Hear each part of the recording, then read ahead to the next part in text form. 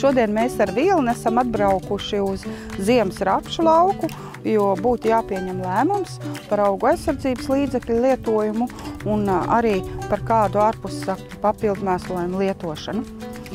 Pastāstīšu nedaudz, kas šeit bija pirms tam. Tātad ziemas rapsis ir Clearfield tehnoloģijā izvēlēta CL sēkla un priekšaugs bija ziemas kvieši. Kā jau visiem arī šeit reģionā, šogad ziemas kviešos visos sējumos ārkārtīgi savērojās viendīgi lapi nezāles.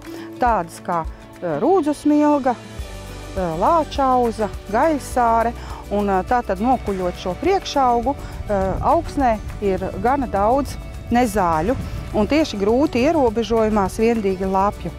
Vilni, lūdzu dod savu rekomendāciju, kā tad rīkoties, kā sadalīt šos smidzinājumus, kādās stadijās lietot augu aizsardzības līdzekļus, ja ir šī problēma, šīs viendīgi lapi nezāles, un šī ir CL tehnoloģija. Jā, pareiza izvēle, es uzskatu, jo šogad tiešām viendīgi lapju spiediens bija ļoti liels, to mēs varējām redzēt īpaši zemeskviešu laukos. Rudzu smilga līgojās ļoti daudzos, un ja vēl ņem vērā to, ka tomēr šajā apvidū arī, cik noprot no saimnieka, ir arī maurs karenes problēma, tad jā, šī tehnoloģija būtu pareizākais lēmums. Tad Clearfieldā tehnoloģijā ir vairāki herbicīdi, kurus varētu lietot rapšu sējumos, taču šobrīd saimnieks ir izvēlējies Cleravo Flex. Tā ir diezgan laba izvēle, jo Cleravo Flex produktam ir 3 darbīgās vielas. Tā ir Quinmerax, Imezamox un aminopirolīts. Mēle jāloka, lai visi to izrunātu, taču jā, visas šīs vielas ir ļoti efektīvas cīņā ar dažādu grupu nezālēm. Īpaši jāņem vērā viendīgi lapu nezāles, dažas no kurām viņš varbūt ne īsti apkaro, bet par tām es pastāstīšu nedaudz vēlāk, bet, protams, kad ņemot vērā, ka šeit ir kvieši kā priekšaugs, kvieši arī viena no tiem sārņaugiem, kurš kā nezāļu grupā uzreiz automātiski iekrīt. Un, protams, arī ziemas mieži ir kā priekšaugs, kas tagad arvien biežāk šādās rapšu audzēšanas tehnoloģijās ir. Divdīgi lapu nezāles ļoti plašu spektru ierobežo šis herbicīds.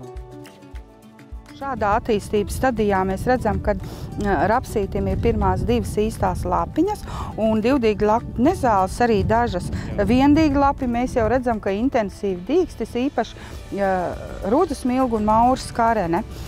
Vai šobrīd jau lietot to herbicīdu, vai tomēr sagaidīt visas šīs nezāles, kā rīkoties pareizāk?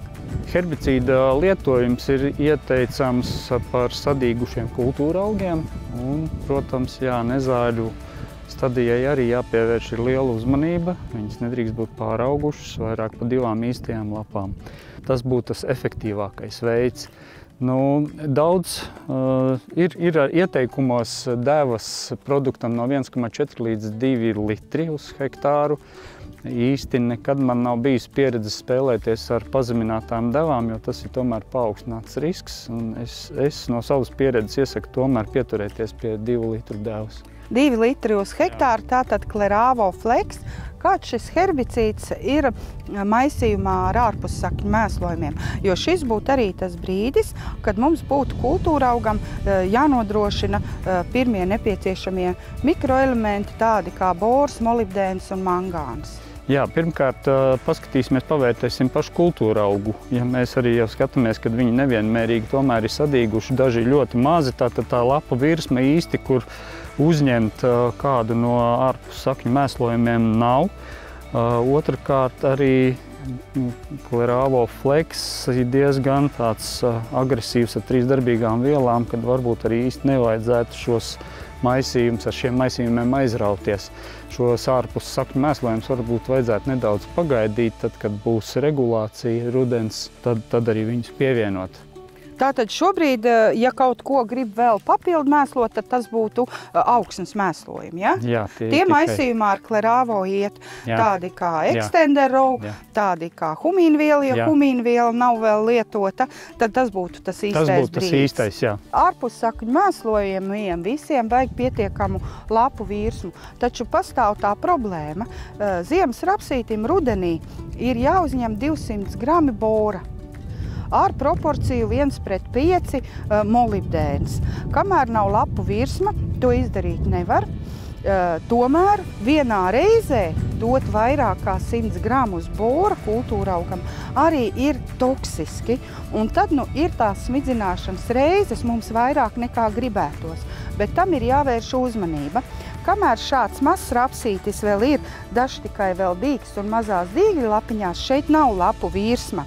Tomēr puslitru vai 0,3 boru varētu pievienot, lai šim jau tiek.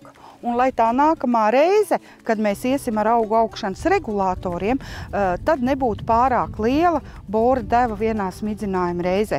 Es pat ieteiktu, ka ārpussakņu mēslojumiem rudenī vajadzētu iedalīt 2 smidzinājuma reizes. Viena tātad šī kultūra auga regulēšanas reize un otra ziemcietības stiprināšanas, veicināšanas reize, kad vēlā rudenī iedodam vēl papildus barības vielas caur lapām rapsim, kas veicina ziemcietību, tādus kā kālijs, kā mangāns. Šeit gan šajā laukā, skatoties no nezāļu vai sārņaugu apkarošanas viedokļa, būs arī 2 miglojumi. Un, protams, pirmajā reizē ar Klerāvo Flex mēs nespēsim ierobežot visus viendīglapus, to jau var redzēt. Pilnīgi noteikti būs kādas nezāles, kas dīgs nedaudz vēlāk. Šobrīd dažas mauras karenes es ar to redzēju, un Klerāvo Flex nav tik efektīvs uz mauras karenēm, un līdz ar to šeit saimnieks, es saprotu, ir pieņēmis lēmumu, ka tas būs otrais miglojums. Otrais miglojums būs ar herbicīdu Centurion, kurš arī ir efektīvs uz vēlāk dīkstošām, teiksim, tiem pašiem kviešiem, kā priekšaugam šajā gadījumā, plus mauras karene, Tā kā tas arī ir pareizs lēmums, taču arī tajā maisījumā mēs nevarēsim neko pievienot lieku no barības. Centurion Plus ir gan agresīvs herbicīds, tādēļ arī ļoti labi ierobežo viendīglapu nezāles, bet tas ir pilnīgs monoprodukts, tam tad klāt neko jaukt nevar. Bet ar rapsi tā ir. Rapsim visi lielie darbiņi, lielie ieguldījumi rudenī, jo labāk nodrošināsim barības vielas pirms ziemošanas, jo labāks rezultāts būs pavasarī. Šai reģionā gan izplatīts ir tādas nezāles kā zvērs, pērkonis. Vai šim herbicīdam izvēlētajam Klerāvo Flex ir kāda ietekme tieši uz krustdziežu nezālēm? Jā, Klerāvo Flex ir tieši arī ietekme uz krustdziežu sārņaugiem, mēs viņus tā nosauksim. Tamdēļ arī šī Clearfield sistēma ir arī radīta, jo tā bija viena no tām problēmu nezālēm, kas līdz šim mums ziemas rapšu sējumos arī bija. Klerāvo Flex principā ir ļoti fleksibls produkts arī pats pēc būtības, ja ļaus pieminēt man, tad viņš ir lietojams ne tikai ziemas rapšos, viņš ir lietojams arī pavasarī. Ziemas rapši, ripši, arī vasaras rapši un ripši, tā kā jau pašā nosaukumā ir pateikts Klerāvo Flex, tātad fleksibls produkts. Gribu pajautāt vēl vienu jautājumu, Vilni. Es gribu tā klīdināt tādu mītu, gribu dzirdēt tavu viedokli. Vai tiesa, ka Clearfieldā tehnoloģija audzētie rapši ir mazāk ražīti par hibrīdajiem? Zinātniski domāju, ka pierādīts tas nav. Patreiz tādus datus es neesmu redzējis, taču zemnieki gan nezinu, kādu iemeslu pēc. Daži saka, ka viņiem uzrādās par kādām 300 kg zemākas ražas nekā tradicionāliem hibrīdiem. Bet neesmu pārliecināts 100% par to. Bet vienmēr jau ir jāpieņem kāds lēmums, jāizvērtē, kas ir svarīgāk. Cīņa ar šīm grūti apkarojamām nezālēm. Un mazliet var būt kādus 100–200 kg zaudēt uz ražību, jo, ja neierobežos šīs sarežģītās nezāles grūti apkarojamās, tad tas zaudējums no ražas var būt krietni lielāks. Tieši tā.